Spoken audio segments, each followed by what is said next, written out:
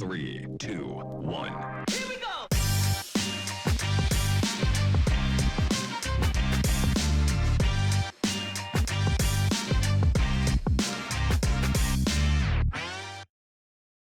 Well, ladies and gentlemen, welcome to this Monday episode of We Talk. I'm Yolanda Nell and I will be your host for today.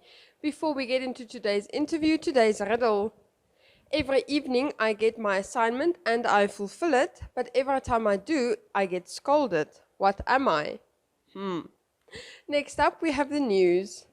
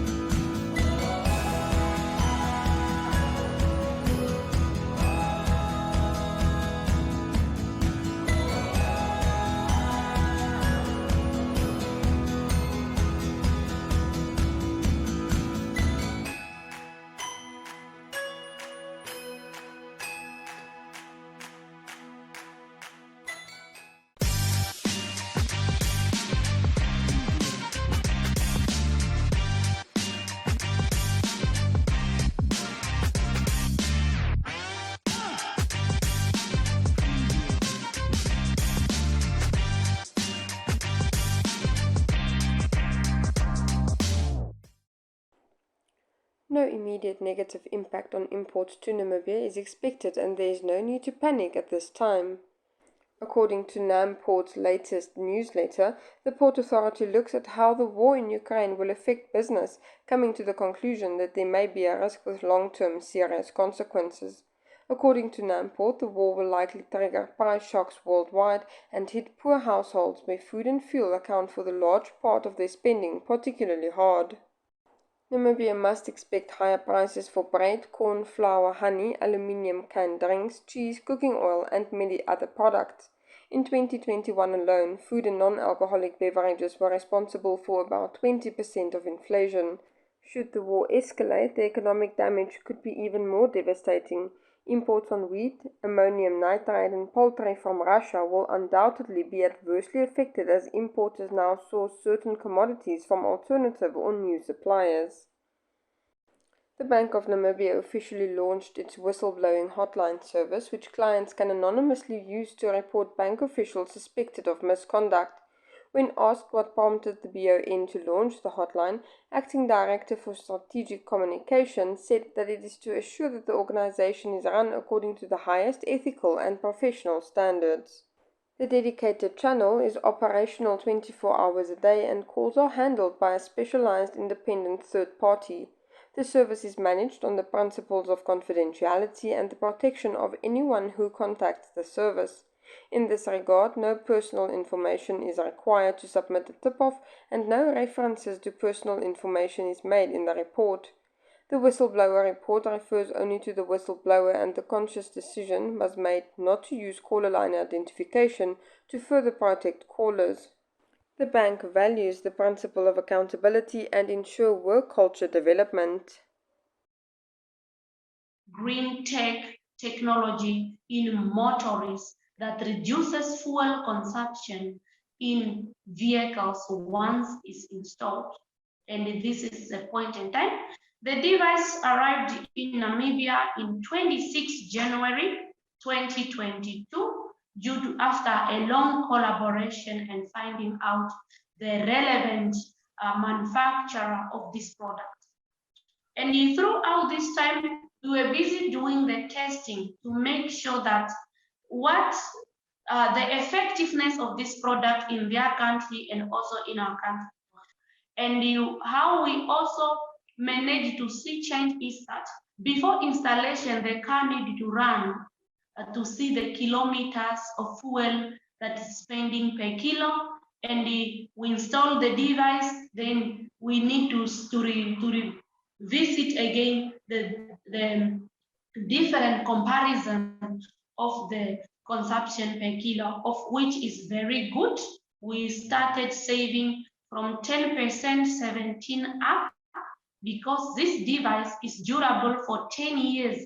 For the first few weeks, you might receive 10% saving upward because the car is refreshing, retreating the inside parts. As the time goes, the maximum save up is 20%.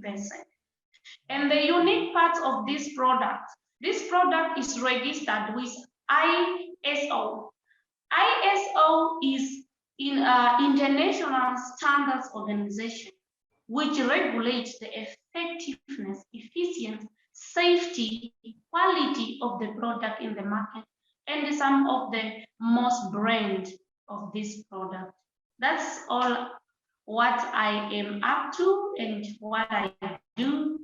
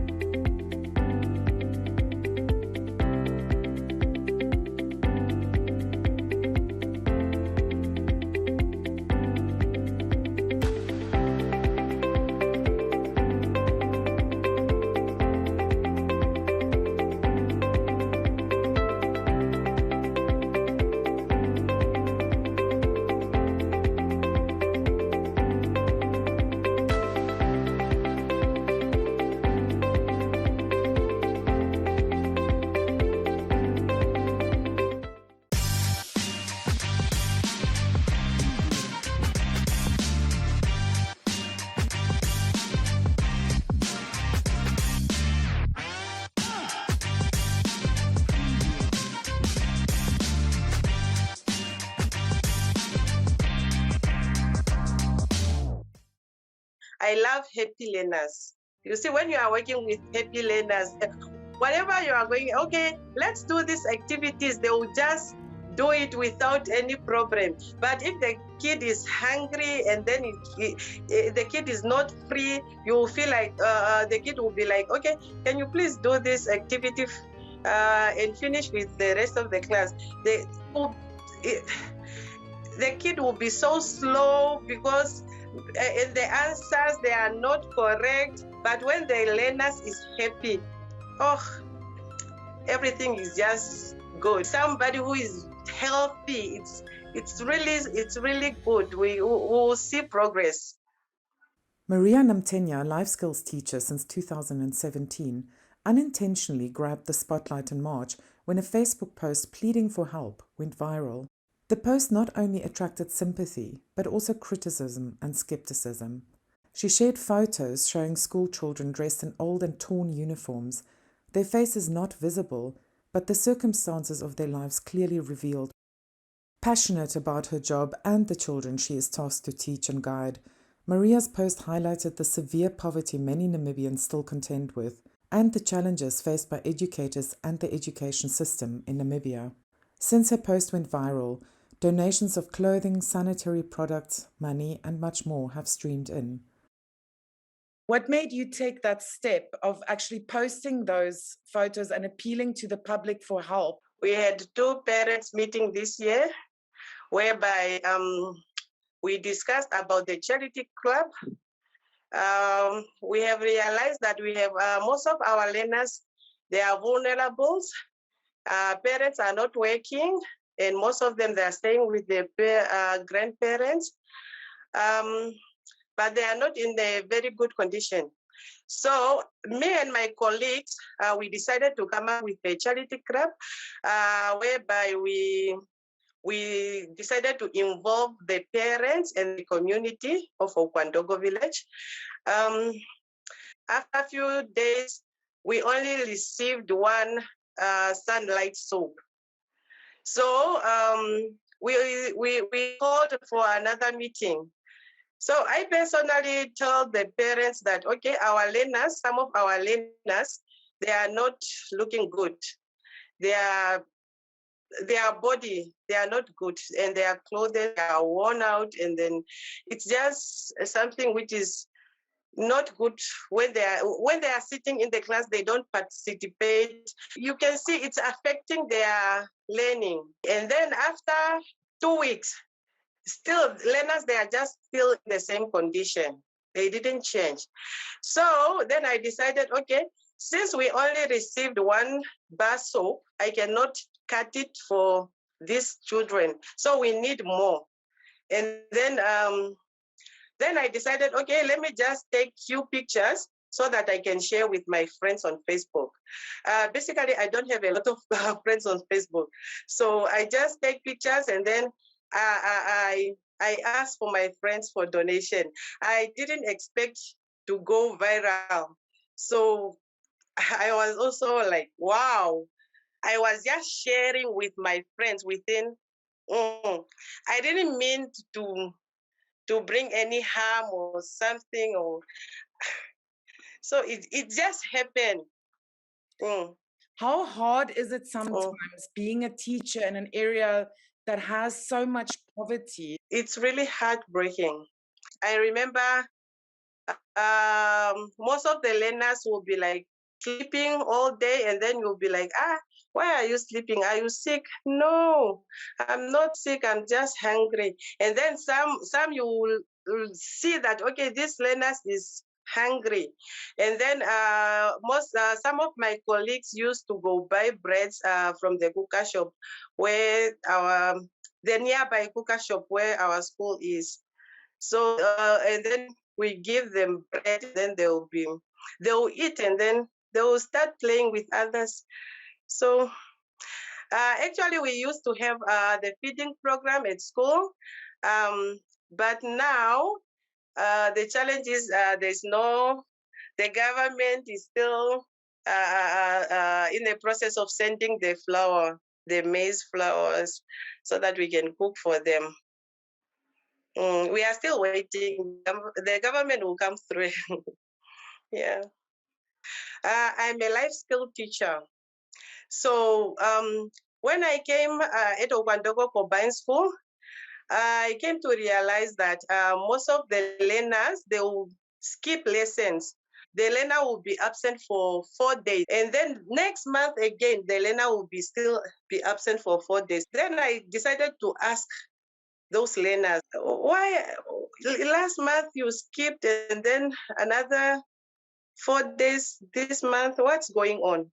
And then the learner, okay, they shared with me that they started their period. And then the learner said, no, we don't have pets. We use the old clothes. So then I decided, okay, let me just buy a box of pets.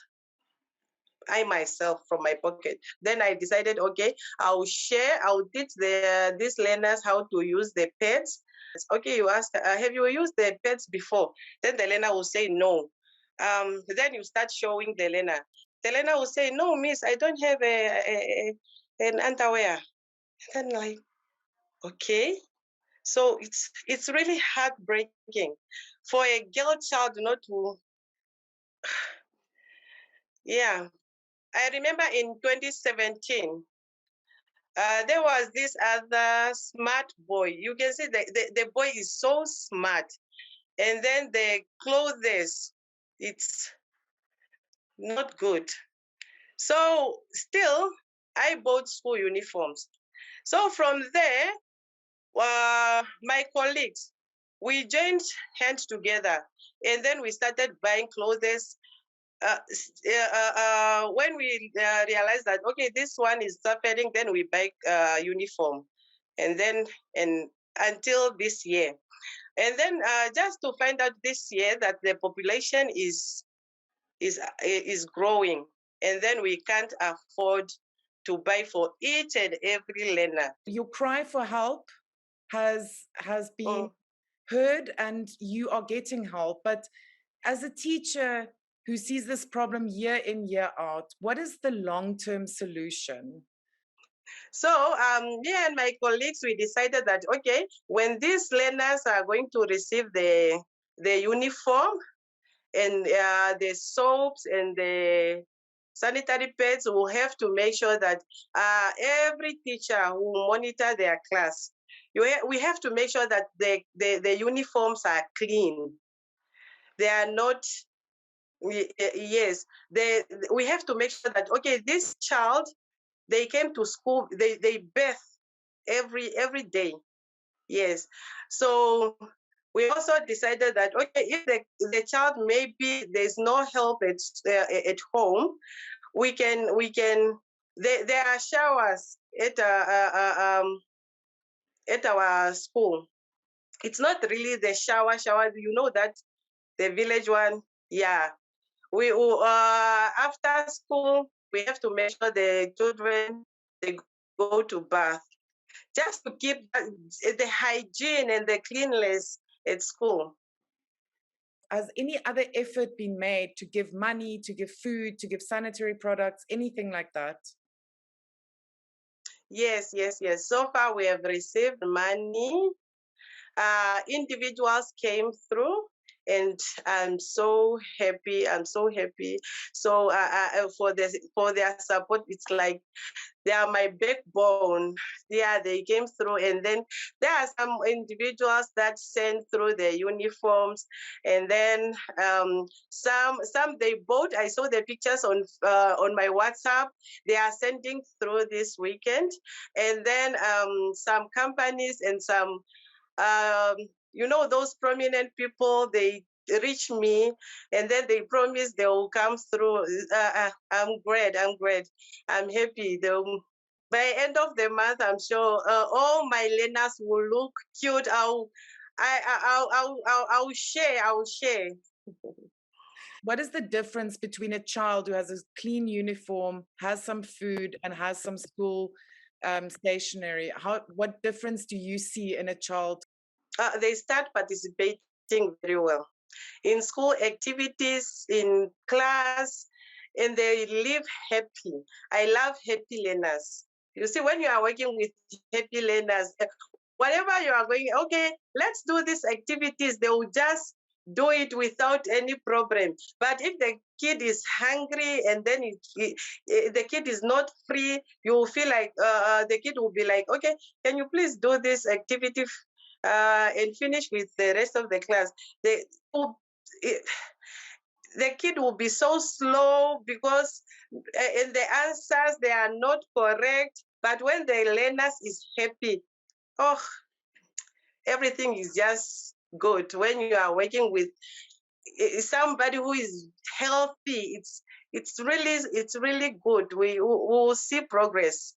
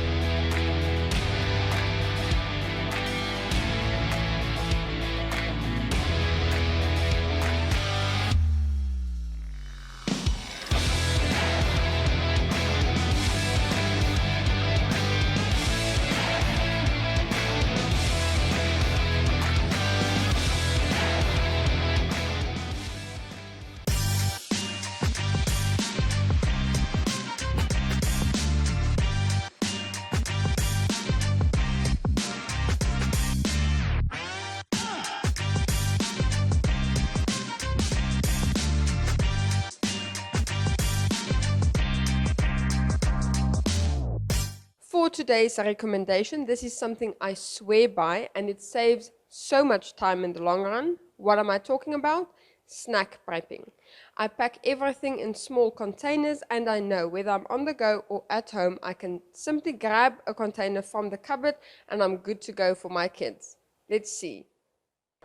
I will start off by saying that this is literally trial and error. It took me a while to kind of get into the groove of things, but at the end of the month I go buy all the snacks I need, and the snacks will be dried nuts, dried fruit, chippies, and I also love this one brand of sugar-free cookies, and my kids love them. And then when there's a tantrum or they're really not feeling well, I don't feel bad when I give them sugar-free cookies because, well, I won't say it's healthy, but it's definitely healthier than those cookies that do contain a lot of sugar.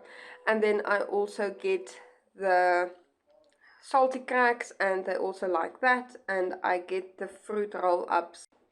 In between, I will give Bulgarian yogurt or a fresh fruit. They do enjoy bananas.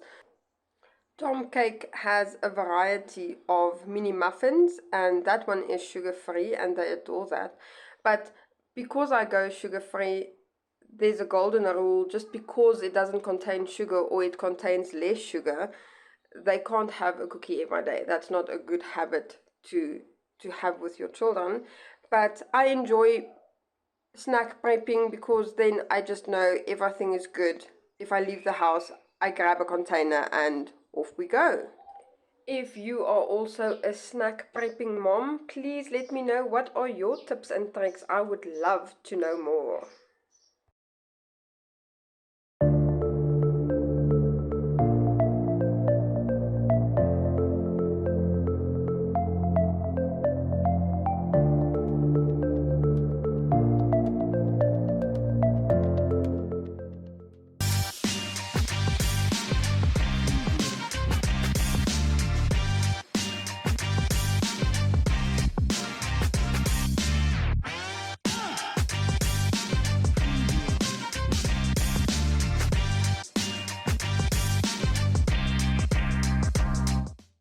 For today's life hack, if you are going to the dentist and you know they are going to do some work on your mouth and it might hurt later on, take 2 headache tablets before you go.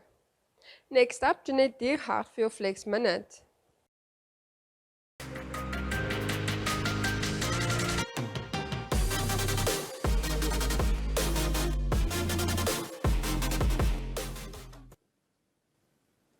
Hi everyone and welcome back to Flex Minute. I'm Jeanette Diergaard, your presenter for Flex, and I bring you your workout in a minute. It doesn't have to be a full workout, but a part of it.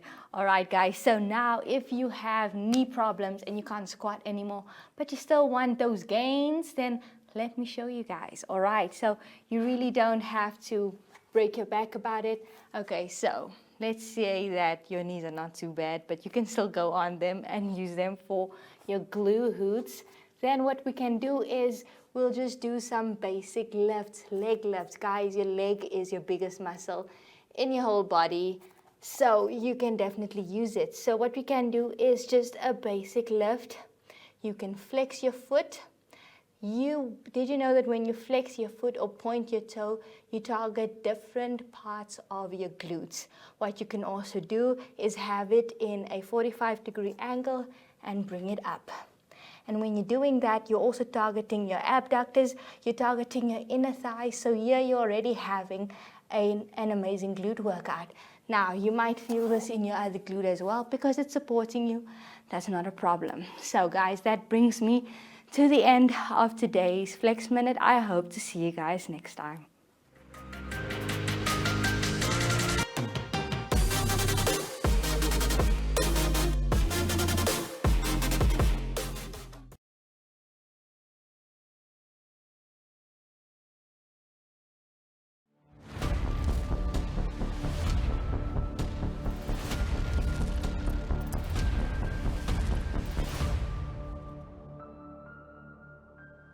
Ladies and gentlemen. Yeah, welcome to another exciting edition.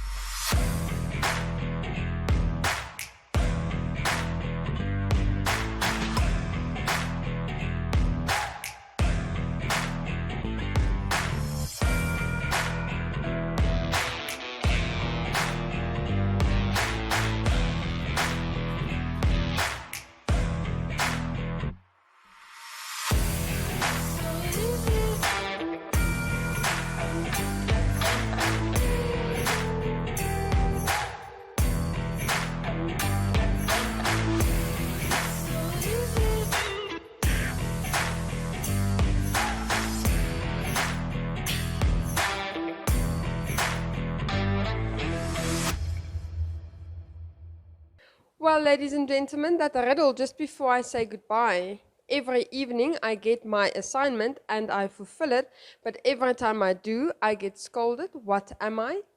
An alarm clock. Yes, no one wants to actually wake up and go to work, now do we? We will be back again tomorrow with brand new information, with an interview and some recommendations. We'll see you then. Goodbye.